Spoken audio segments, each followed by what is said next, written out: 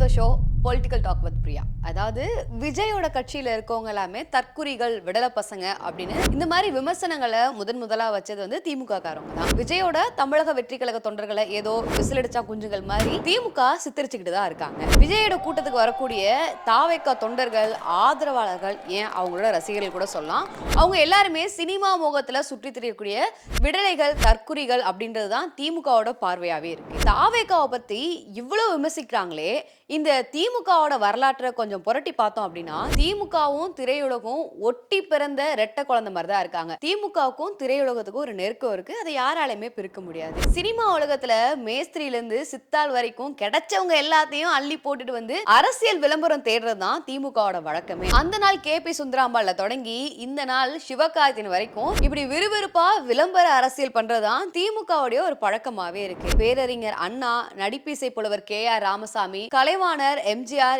SSR இந்த மாதிரி பலருமே திரைப்படங்கள் மூலமா திமுகவை பிரபலப்படுத்திருக்காங்க அப்படின்னு சொல்லலாம். மக்கள் திலகம் MGR அவரோட திரைப்பட புகழ் மூலமா திமுகவை காக்குற சக்தியா இருந்தாரு. தம்பி ராமச்சந்திர முகத்தை பார்த்தாலே 30,000 ஓட்டு விழும் அப்படின்னு பேரறிஞர் அண்ணாவால பாராட்டப்பட்டவர் தான் MGR. அண்ணாவுக்கு அடுத்து திமுக கருணாநிதி கையில வந்ததுக்கு அப்புறம் ஒரு கட்டத்துல MGR திரையுலகத்துல இருந்து ஒழிச்சு கட்டணும் அப்படின்னு நினைச்ச கருணாநிதி என்ன பண்ணாரு, அவரோட புதல்வர்கள்ல ஒருவரா இருக்கக்கூடிய மூக்கா முத்து அவரை MGRக்கு எதிரா முதலா களம் இருக்கிறாரு. அப்பவுமே MGR வீழ்த்துறதுக்கு சினிமாவை தான் நம்பி இருந்தாங்க. MGR ரசிகர்கள்ல வெறும் சினிமா மோகம் பிடிச்சவங்க, நடிகர் பின்னால சுத்துறவங்க அப்படின்னு திட்டி தீர்த்த திமுகவுல Radharavi, T Rajendra, Chandrasekhar, Thiyagu, SV Sekar, SS Chandran, Napoleon, Sarathkumar இந்த மாதிரி ஒரு பெரிய நடிகர் பட்டாளமே இங்க இருந்துட்டு அவரை வந்து ஒரு நடிகர் பின்னாடி போறாங்க அப்படின்னு MGRோட ரசிகர்கள் எல்லாருமே சொன்னாங்க. ஒவ்வொரு தேர்தலையும் சினிமா நடிகர்களை களமிறக்கி அவங்க மூலமா பரப்புரை செய்யறது தான் திமுக ஒரு வழக்கமாவே வச்சிருந்தாங்க. இந்த மாதிரி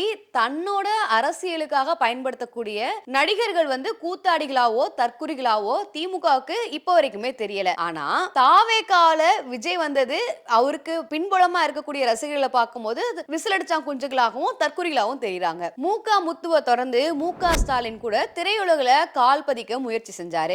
அதுக்கப்புறம் தான் உதயநிதி, அருள்நிதி இவங்க எல்லாருமே குடும்பத்துல லேட்டஸ்டா சினிமா வரவுகள் அப்படின்னு சொல்லலாம். இப்ப கூட ரீசெண்டா இன்பநிதி சினிமால வரதுக்காக ஒரு சில பயிற்சிகள்லாம் மேற்கொண்டுட்டு இருக்காரு.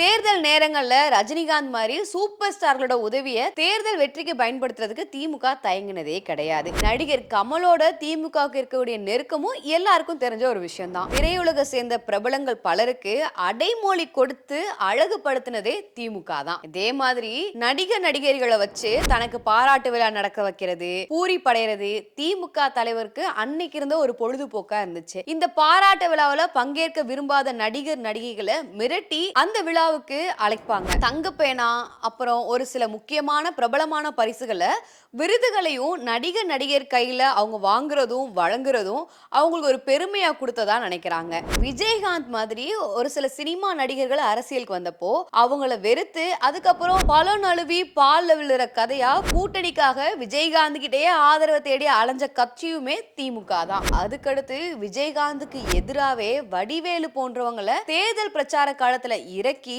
அவரை இழிவுபடுத்தினதும் திமுக தான். சினிமா நடிகர்களை கூத்தாடிகள் அப்படின்னும் ரசிகர்களை விசிலடிச்சான் குஞ்சுகள், விடலைகள், தற்குழிகள் அப்படின்னு அழைக்கிறதும் திமுக. தன்னோட கட்சியை நாடி வர எந்த ஒரு நடிகரையும் அவங்க சேர்க்க மறுத்ததே கிடையாது. இதே மாதிரி MGR, விஜயகாந்த் இவங்க எல்லாரையுமே வந்து நடிகர்கள் கட்சி அப்படின்னு நையாண்டி செஞ்ச திமுக இந்த கட்சிகள்ல இருந்து யாராவது திமுகவுல சேர்றதுக்கு வந்தாங்க அப்படின்னா அவங்கள வேண்டாம் அப்படின்லாம் சொல்றதே கிடையாது, உடனே சேர்த்துப்பாங்க. திமுகல இருக்கக்கூடிய பல அமைச்சர்கள் MGR உருவாக்கிய அதிமுகல இருந்து வந்தவங்க தான். இப்படி திரையுலகத்தை விட்டு தன்னை பிரிச்சுக்க முடியாத ஒரு பந்தத்தை ஏற்படுத்தியிருக்கக்கூடிய திமுக தான் விஜய் ரசிகர்களை வந்து விடலைகள், தற்குறிகள் அப்படின்னு புதுசா ஒரு பேர் சொல்லி அவங்களும் பின்னுக்கு தள்ள முயற்சி செய்யுது.